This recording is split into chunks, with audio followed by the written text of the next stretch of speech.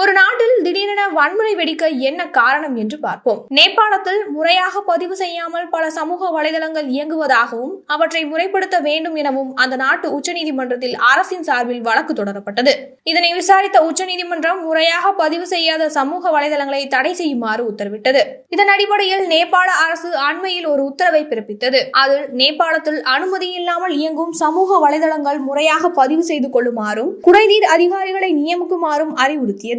மேலும் இதற்கு 10 நாள் கெடுவும் கொடுக்கப்பட்டது. இருந்தபோதிலும் இதில் பெரும்பாலான சமூக வலைதள நிறுவனங்கள் பதிவு செய்யவில்லை என கூறப்படுகிறது. இதற்கு காரணமாக அப்படி பதிவு செய்துவிட்டால் சமூக வலைதளங்கள் முழுவதும் நேபாள அரசின் கீழ் கொண்டு வரப்பட்டுவிடும் என்றும் நேபாள அரசு சம்பந்தமான எந்தவித கருத்துக்களையும் பதிவிட முடியாது என்ற காரணத்தினாலேயே இந்த பதிவுக்கு அந்த நிறுவனங்கள் ஒத்துப்போகவில்லை என்று கூறப்படும் நிலையில் இதன் பின்னணியை அலசினால் நேபாளத்தின் சமூக வலைதளங்களில் அண்மையில் நெப்போ பேபி என்ற பெயரில் சில வீடியோக்கள் பரவின. அதாவது நேபாளத்தின் அரசியல் தலைவர்கள், மூத்த அரசு அதிகாரிகள் மற்றும் பிரபலங்களின் வாரிசுகள் தங்களின் ஆடம்பர வாழ்க்கையை வீடியோவாக பதிவு செய்து சமூக வலைதளங்களில் வெளியிட்டு வந்தனர். இதனைத் தொடர்ந்து பொதுமக்கள் இதனை கடுமையாக விமர்சனம் செய்து வந்தனர். இந்த சூழலில் தான் Facebook, YouTube, X, Telegram உள்ளிட்ட பதிவு செய்யப்படாத 26 சமூக வலைதள கணக்குகளை நேபாள அரசு கடந்த 5ஆம் தேதி முடக்கியது.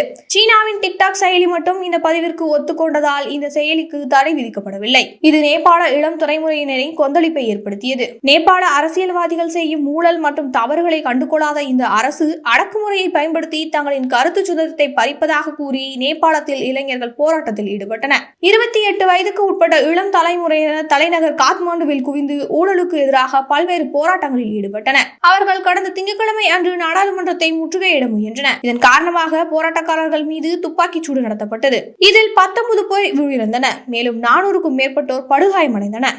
இதனைத் தொடர்ந்து நேபாளம் முழுவதும் வன்முறை கலவரம் வெடித்தது. பல்வேறு பகுதிகளில் இருந்து தலைநகர் காத்மாண்டுவில் பள்ளி, கல்லூரி மாணவ மாணவியர் என பெரும் எண்ணிக்கையில் திரண்டனர். காத்மாண்டுவில் உள்ள அதிபர், பிரதமர், உள்துறை அமைச்சர்களின் மாளிகைக்கு போராட்டக்காரர்கள் கடந்த செவ்வாய்க்கிழமை அன்று தீ வைத்ததாக கூறப்படுகிறது. நாடாளுமன்றத்தின் ஒரு பகுதிக்கும் தீ வைக்கப்பட்டதாக கூறப்படும் நிலையில் பிரதமர் சர்மா ஒலி ஹெலிகாப்டர் மூலம் பாதுகாப்பான இடத்துக்கு தப்பிச் சென்றார். இளைஞர்கள் நடத்திய தீவிர போராட்டங்களால் பிரதமர் KP சர்மா ஒலி தலைமையிலான கம்யூனிஸ்ட் அரசு கவிழ்ந்தது. அவருடன் சேர்ந்து நாட்டின்